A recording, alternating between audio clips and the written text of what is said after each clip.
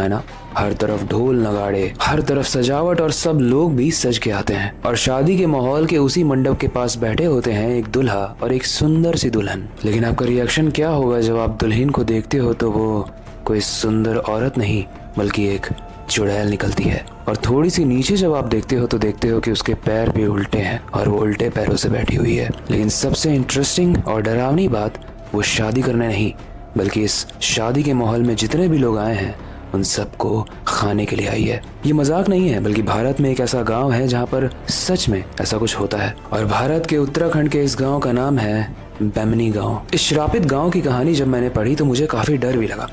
मतलब जिस रात मैंने पढ़ी थी उस रात मैं सही से सो भी नहीं पाया था, लेकिन काफी इंटरेस्टिंग भी लगी, इसीलिए मैं ये आप लोगों के सामने लेकर आया हूँ। इस कहानी में हर मिनट के साथ डर बढ़ता जाएगा, लेकिन ये गांव श्रापित क्यों है उसकी बैक स्टोरी जब आप जान जाओगे तो वो जानने के बाद शायद आपको मजा भी आए लेकिन डर भी बहुत लगेगा। लेकिन वो जानने से पहले, हेलो गाइस, मेरा नाम है अविनाश कुमार और आप देख रहे हो हॉरर स्टोरीज।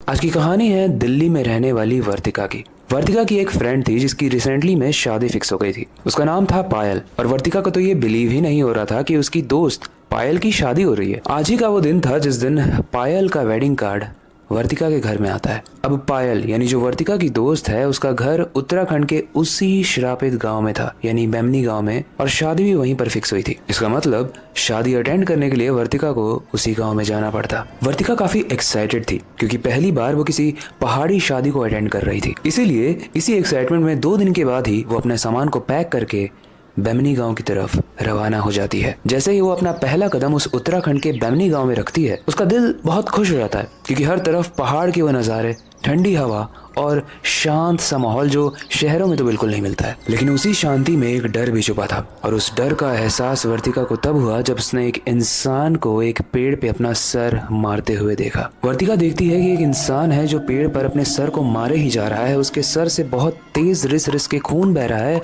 वो चिल्ला रहा है लेकिन आसपास के जितने भी लोग हैं गाँव वाले, उनके लिए मानो सब ये नॉर्मल है। वर्तिका उस इंसान को देखकर काफी डर जाती है और इससे पहले कि वो उस इंसान के पास जाकर वो उसकी मदद कर पाती, 2 लोग आते हैं और उस इंसान को खींच कर वहां से ले जाते हैं। और जब वर्तिका की आंखों के सामने उस इंसान को खींच कर ले जाया जा रहा था तभी उसे पीछे से एक आवाज आती है। वर्तिका बहुत डर जाती है और जब वो पीछे मुड़कर देखती है तो वो देखती है कि उसकी दोस्त पायल आई हुई है उसको ले जाने के लिए। पायल की हाथों की सुंदर मेहंदी देखकर वर्तिका उस पागल इंसान जो उसने अभी अभी देखा था उसे वो भूल जाती है। वो खुशी से झूम उठती है कि मेरी बेस्ट फ्रेंड की शादी है और दोनों गले मिलते हैं। लेकिन पायल के घर के अंदर जाने से पहले वर्तिका देखती है कि कुछ पंडित हैं जो नमक से एक गोल सर्कल बनाकर मंत्र का उच्चारण कर रहे हैं। वर्तिका ये देखने के बाद जब पायल से पूछती है कि पायल ये क्या हो रहा है, तो पायल ये बताती है कि शादी के माहौल में बुरी आत्माओं से बचने के लिए पंडित ये सब कर रहे हैं। ये सुनकर वर्तिका के मन में बहुत सारे क्वेश्चंस आए कि ये तो बड़ा अजीब है, ऐसा शादियों में नहीं होता है। लेकिन इससे पहले कि वो और ज्यादा प्रश्न पूछ पाती, घर की औरतें आ जाती हैं उसको सजाने के लिए, उसको तैयार कराने के लिए। वर्तिका पायल के घर आ चुकी थी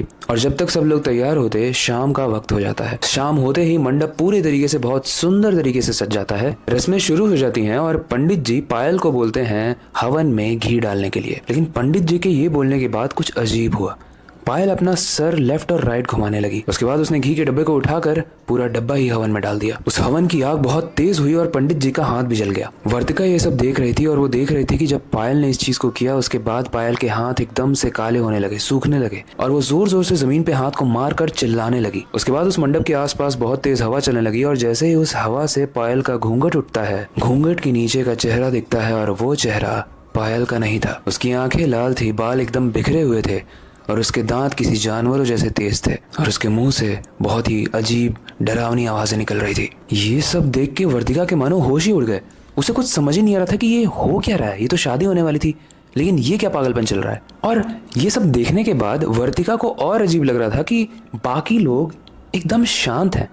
ये कैसी शादी है कि लड़की पे भूत आ गया और बाकी लोग एकदम शांत हैं, वो एंजॉय कर रहे हैं पार्टी को। उसके बाद पायल का एक भाई जो मंडप के पास बैठा हुआ था वो मंडप से उठकर चला जाता है और वर्तिका अभी तक शॉक में थी। उसके बाद पायल की मां पायल को एक इशारा करती है कि रुको, अभी पंडित जी आ रहे हैं। लेकिन उसके बाद और डरावनी चीजें हुई। पायल अपने बालों को कस कस के नोचने लगी। उसके बाल निकल के नीचे गिर रहे थे और इस हद तक वो अपने बालों को खींच रही थी जब तक उसके बालों से खून ना निकलने लगे। उसके बाद वो कुछ अजीब सी भाषा में बात कर रही थी और अंदर से एक आवाज नहीं आ रही थी, ऐसा लग रहा था कि 10-15 लोग एक इंसान के अंदर से चिल्ला रहे हैं। उसके बाद वर्तिका को ये सारी ही चीज़ें देख के बहुत बुरा लगने लगा पायल के लिए। वो बीमार लग रही थी वर्तिका को, और वर्तिका ने जैसे ही पायल के पास जाने का सोचा, पायल के घर वालों ने वर्तिका को कस के पकड़ लिया। वो इसलिए पकड़ा ताकि वर्तिका वहां ना जा सके, लेकिन वर्तिका ने किसी तरीके से अपने आप को छुड़ाया बाकी लोगों से और किसी तरीके से वो पायल के पास पहुंच गई, चिल्लाते हुए कि वो मेरी बेस्ट फ्रेंड है, उसको ये सब मत करो, उसके साथ ये सब नहीं होना चाहिए। वो पायल के पास जाकर उसको टच करती है और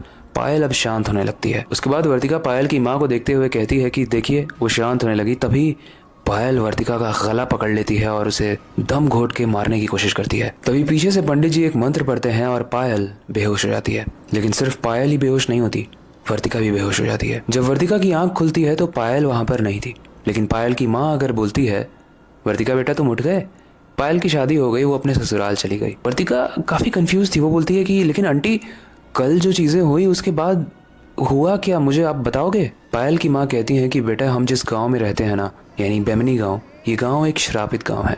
इस गांव में अक्सर भूत प्रेत इंसान के शरीर में घुस जाते हैं और इसी चीज को प्रोटेक्ट करने के लिए बाहर एक नमक का सर्कल बनाया जाता है। लेकिन शादी के उस दिन उस नमक का जो सर्कल था उसे किसी ने तोड़ दिया था, जिसकी वजह से एक डेविल, एक ईविल आत्मा, एक बुरी आत्मा पायल के अंदर घुस गई थी। ये सुनने के बाद वर्तिका बहुत गिल्ट में थी, उसे बहुत बुरा लग रहा था। लेकिन जानते हो गाइस उसे बुरा क्यों लग रहा था? क्योंकि आपको याद है वर्तिका जब इस नमक वाले सर्कल को देख रही थी, उसने पायल से क्वेश्चन भी पूछा था कि इस सर्कल को क्यों बनाया जा रहा है।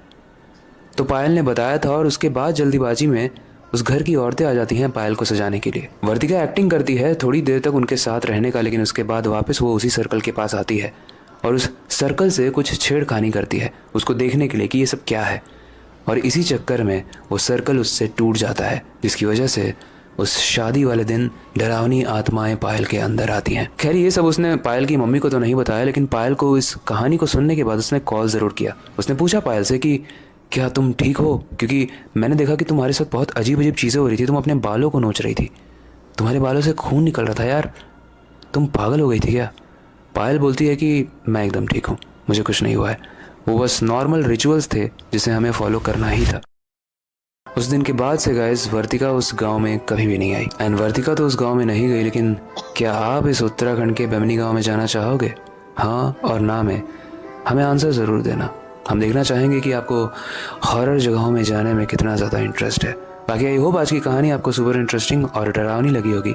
ऐसी ही और इंटरेस्टिंग स्टोरी के लिए हमारे पेज से जुड़े रहें, क्योंकि आगे आने वाली स्टोरीज़ आपका दिमाग खोल देंगी। बाकी वक्त आ चुका है हर बार की तरह इस कहानी का अंत करने का और नई सुपर इंटरेस्टिंग और डरावनी कहानी की शुरुआत करने का। लेकिन जाने से पहले मैं हमेशा की तरह एक ही चीज़ कहना चाहूँगा, अपनी क्यूरियोसिटी को डाई मत होने देना, नई चीज़ें सीखते रहना, अपने बेड के नीचे और खिड़की के बाहर ज़रूर देख लेना, कहीं कोई डरावनी चुड़ैल आपका इंतज़ार तो नहीं कर रही है। मिलते हैं अगली वीडियो।